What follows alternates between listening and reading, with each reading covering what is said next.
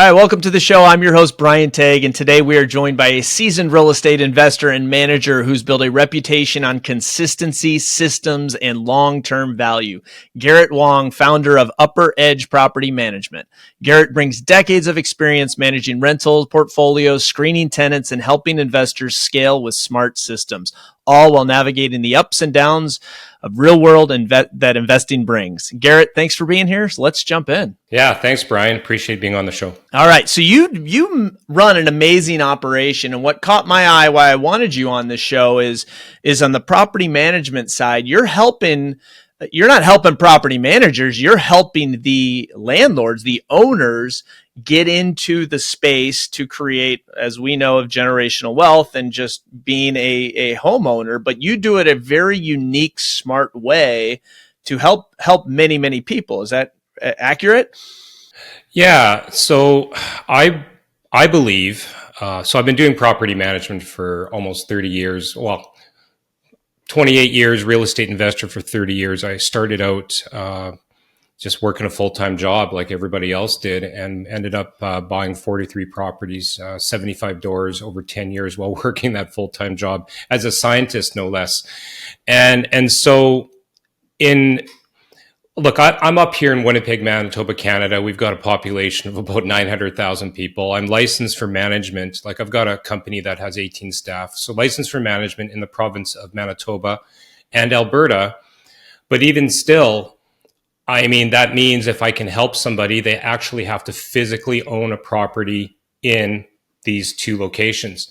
And so I truly believe, and I just jumped off a call like literally before this podcast with somebody who wants our services. And I'm always trying to what I call triage to see, what are their pain points. And I'm always trying to counsel people to manage their own property, because if their long-term goal is truly generational wealth, as it is for most real estate investors, they need to know how to manage. And so I'm not here to, get $100 or $200 for a management contract. I want to find out how I can help them. So that's why my mission is to actually help self-managing landlords manage their properties better, screen tenants, all that kind of stuff. I love that. And that's what it's very clear, is you have your 2026 calendar all laid out there. And that's what's neat, is anybody can come and sign up to learn how to do this, X, Y, Z. And you have these courses or tutorials already mapped out, which I think is awesome, because you and I both know as property managers or as realtors or just as friends and helpers to people, these are the questions that they ask all the time. So like, what you're creating is not rocket science. You're just solving a problem that does exist, and you're putting it out there in a very articulated way that can get those people to the levels that they need to be at, because it's not hard. It's not for some. It's property management is very important for some people, but it's also many people can do it themselves too. It's just finding the right niche. And I love the way that you lead as just coming from a place of abundance to help the people, guide them. And you and I both know, as entrepreneurs, and many entrepreneurs that I have on my pod, and I'm sure you have on yours, is what goes around comes around. If you can just give, you will get eventually. And that's the beauty of life, is it's not all just coming from a place of scarcity. So I love what you're building there. How did you get into this? Let's back up, to almost your childhood or your education, or wherever you want to go back. Like, where was your drive? Do rental properties come in your family, or like what was the pivot point that got you into property? It's an interesting one, Brian. I try to tell this story as much as I can when I'm speaking on stage or live webinars, because everybody who's listening to this, who wants to get into property, they have that aha moment, or I always like to ask, what caused you to want to be in properties? And so, I had a very typical upbringing, I guess. Two parents, immigrants. My dad came here when he was 10 years old, didn't speak a word of English, ended up working in a print shop, and eventually went to school and bought that print shop, meaning like newspapers and flyers and things like that. And then we had this family restaurant, this Chinese restaurant, not prototypical at all, being Asian. And so I grew up in this Chinese restaurant and always hearing my parents, you know, how entrepreneurs in restaurants, I mean, if anybody's in restaurant business, they know how tough it is, but Chinese food is even worse because it's very, very high margin stuff. I mean, you're talking breaded shrimp, you know, 10, 15, 20 minutes to prep one dish versus throwing a handful of dried spaghetti for 50 cents and charging $25 with Caesar salad and garlic toast, right? And so it was tough. And, you know, so my dad had the print shop during the day, and then he would immediately go, I wouldn't even see him, right? He would go right to the restaurant. He'd work he'd work from 7 till 4 and then 5 till midnight every single day for my entire teenage years. Wow. And so that's what I grew up in. And then, of course, my parents are like, and my mom was a music teacher, so she was also self-employed. And so you'd think I would be like, oh, I'm going to be an entrepreneur. And they're like, no, you are going to university. You're not going to be an entrepreneur. It's way too tough, right? And one of the questions I love is, are entrepreneurs born or bred, right? And you should start asking that on your show because you'll get a whole bunch of different answers. And so I went through school, terrible student, went through university, barely graduated with I was supposed to get a Bachelor of Engineering, actually, couldn't do that, flunked out, tried to get into science, couldn't do that, ended up with the Bachelor of Arts, and then I had to sort of use a backdoor way to get back into science, master's degree, and then I was in my 5th year of my PhD in molecular biology when I bought my first rental property. Now, what caused me for that was I overheard my parents one night saying that they might have to close the doors. The landlord was going to be jacking up the rent on the commercial building they were renting from.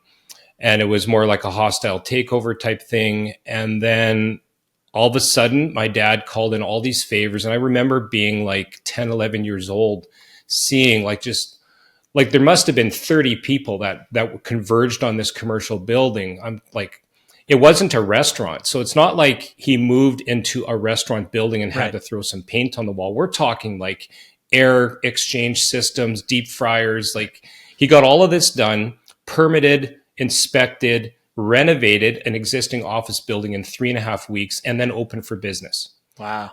And so number one, relationships. This is why I give back so much, right? Yep. In abundance, because what goes around comes around.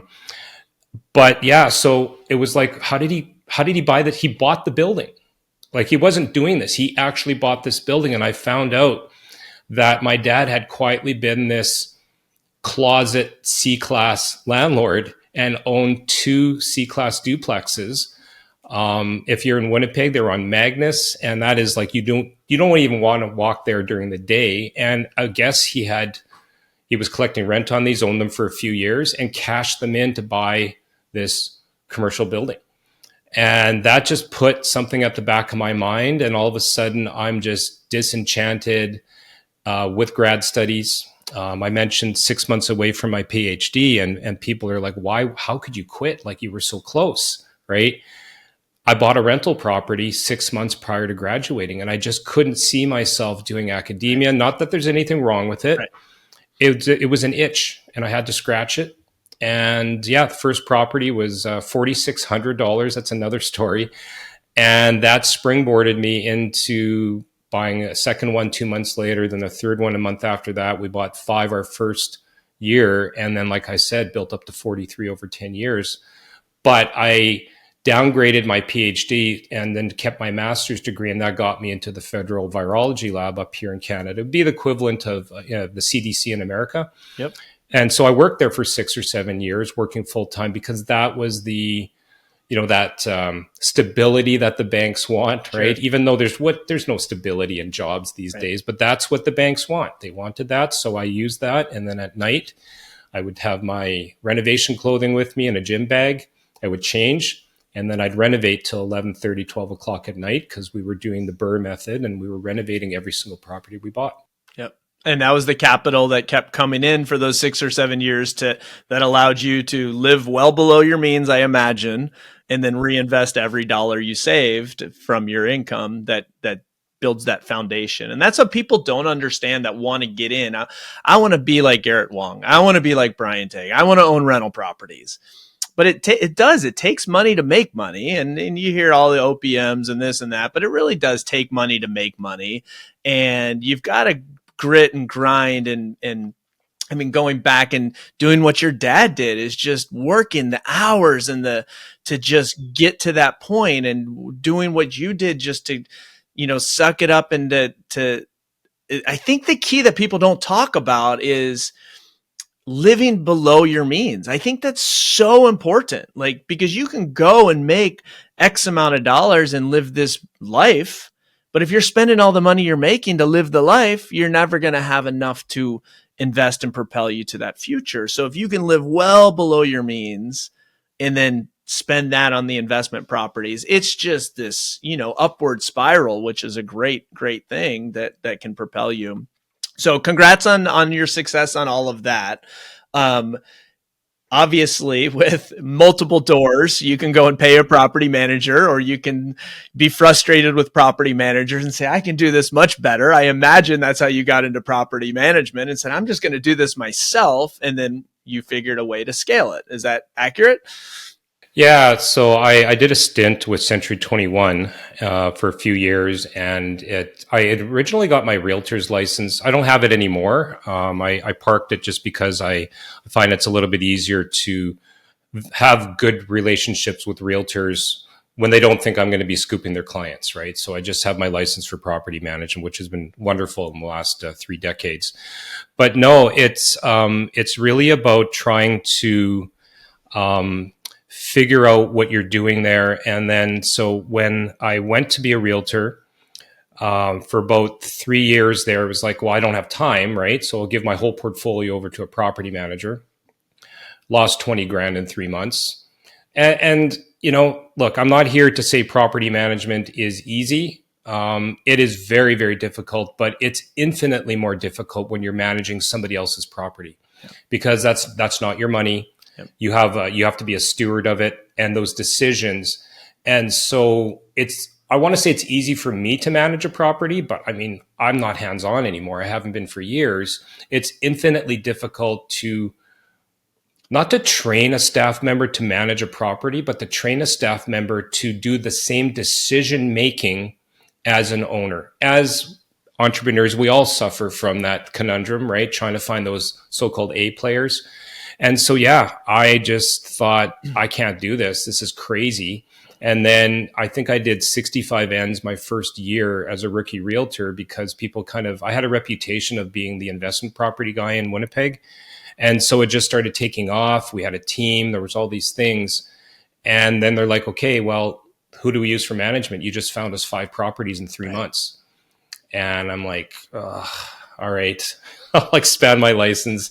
And because I was already kind of doing it on the side, but that's when I went right into the E-Myth, org chart, all those different types of things, working on your business, not in your business, all of the cringy kind of things that we hear in business. But I did all of that. I drew out the org chart. I put my name in every single box, and I eventually got off the bottom row of support staff, and then kind of made it up until I had a director of operations that was running everything.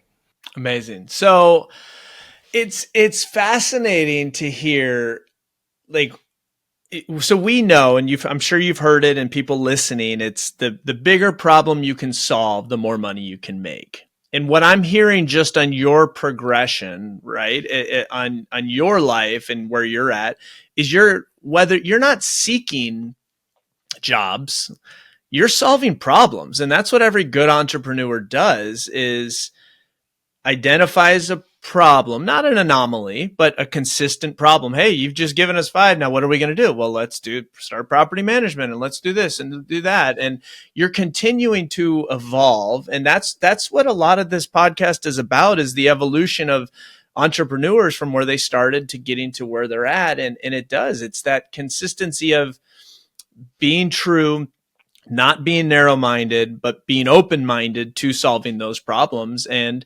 pivoting where needed. And you're all constantly refining. There's no set schedule. And I think just hearing your extremely well-articulated story just really sums that up very nicely, is the progression into that.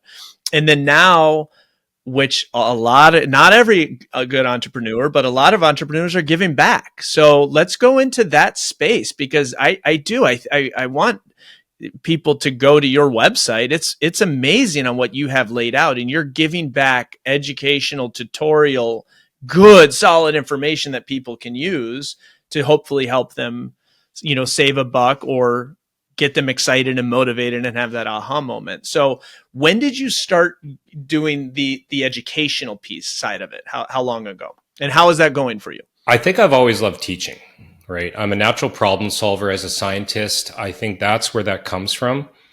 And then as I found my voice, because I was really, really shy before, I'm a classic introvert, sort of a left brain person, very analytical. And I just wasn't very good at public speaking. So when people say, like, what a waste that you almost got your PhD and you're not even using your master's degree. Like, I'm using it every freaking day, right?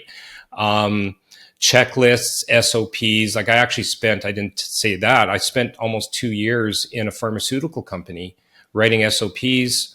I found I had a flair for it. So I'm kind of taking the science of, or the art of real estate, and I'm turning it into a science for that consistency.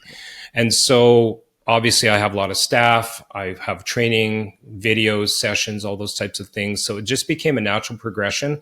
I think where I started giving the value almost always for free, because I truly believe in that, you can't ask for anything, right?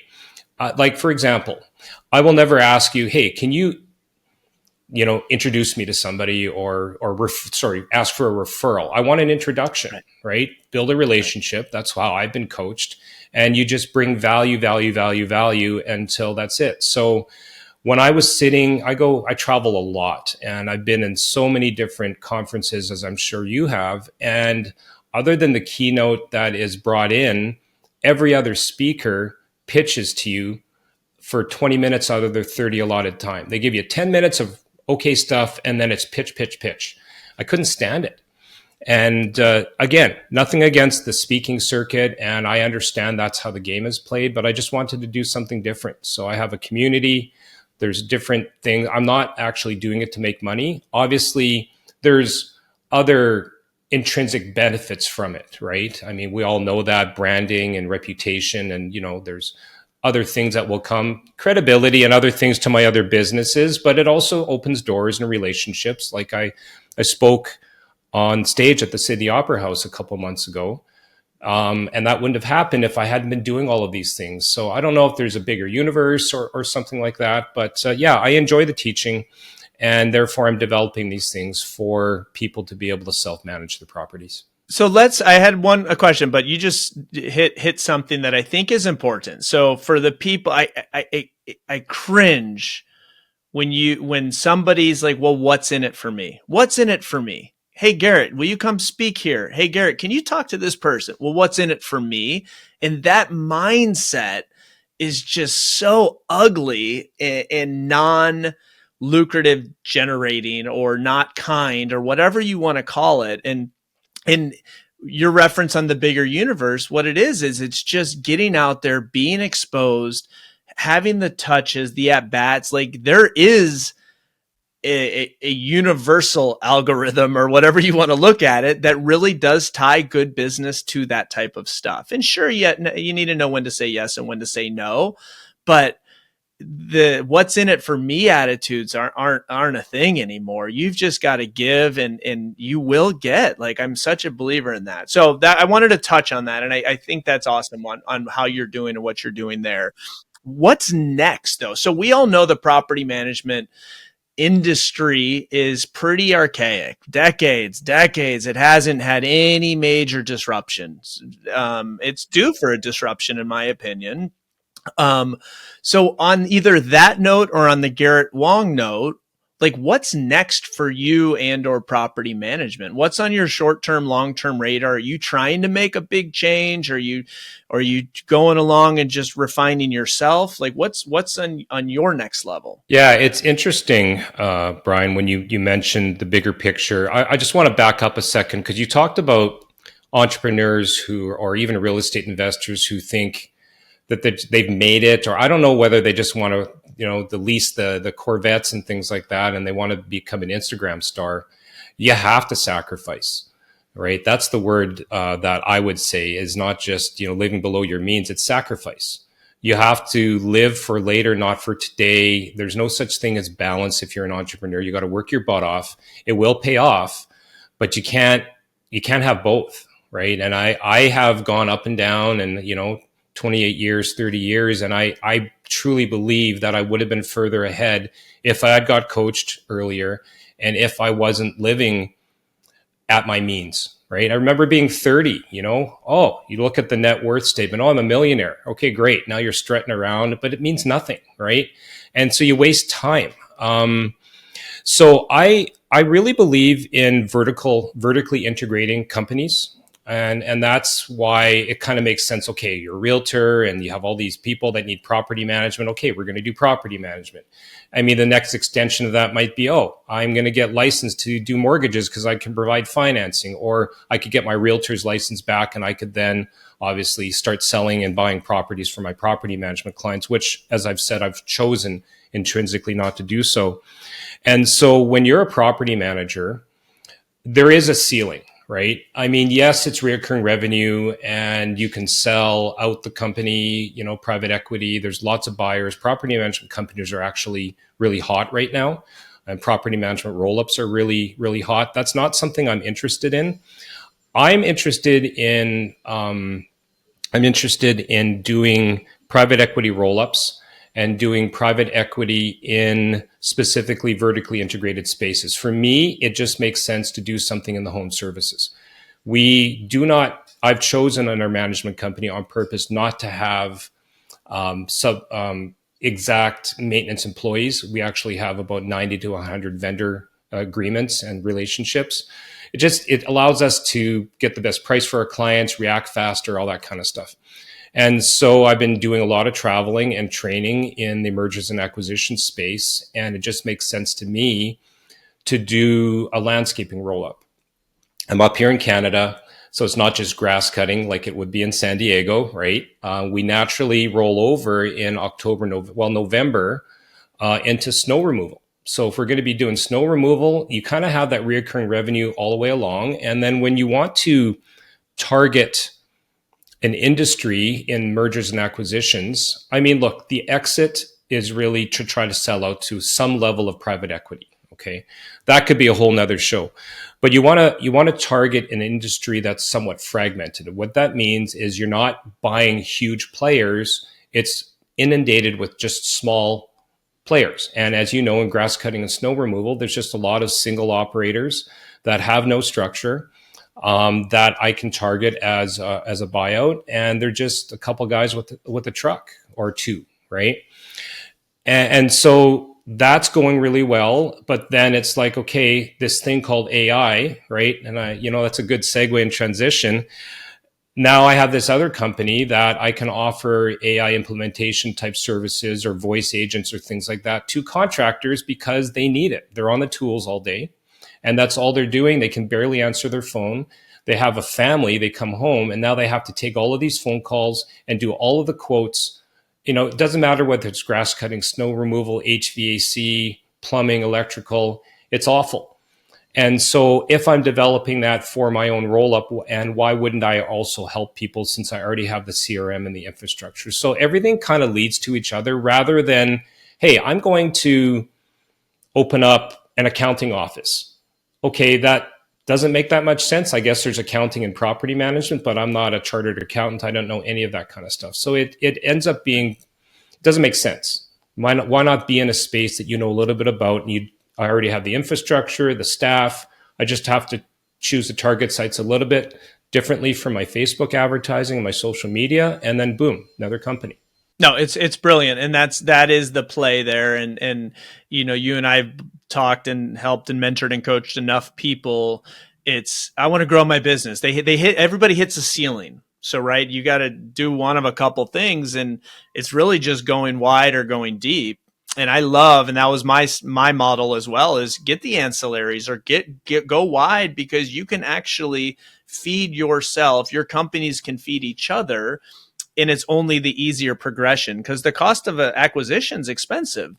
But when they're already in your field or in your space, but you're also doing value and solving problems and continuing to offer services in a very above board way, it only makes sense. And you can, as an entrepreneur, make significantly more money by going wide and having the different pillars than necessarily double, triple down on your business, which you know.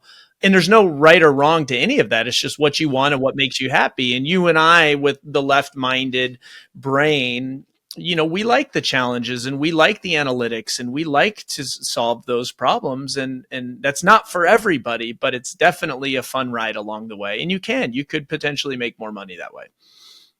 No, for sure. And I think it's, so I want to caution people too. Like, it's not like, oh, I have the ability to open up 3 businesses, I'm going to do that. You have to still focus on Correct. your P&Ls and your margins and being as efficient as possible. But I think what you and I are talking about here is seeing opportunities and evaluating if, again, it's ancillary business units, products, whatever it is, it's not that much effort. So you're not putting 100% of effort into 100% of output. You're putting 10% of effort into 100% of output because you already have existing infrastructure.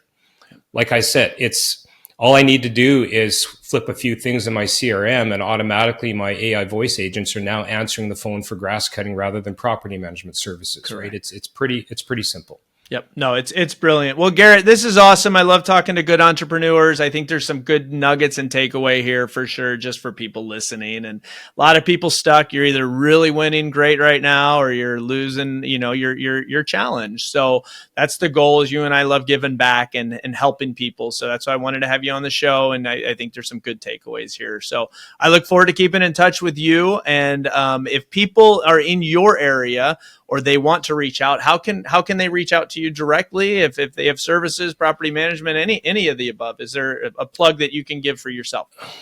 I mean, I've got so many things going on. I would say you can look me up on Instagram. That's kind of my digital business card, Garrett Wong Official, or GarrettWong.com. That's kind of my own website that just sort of says my bio, who I am, and the different things that I'm doing, where I'm speaking. Awesome. Garrett, hey, it's a pleasure. Thanks for coming on the show. I look forward to staying in touch with you. All right. Likewise. Thank you.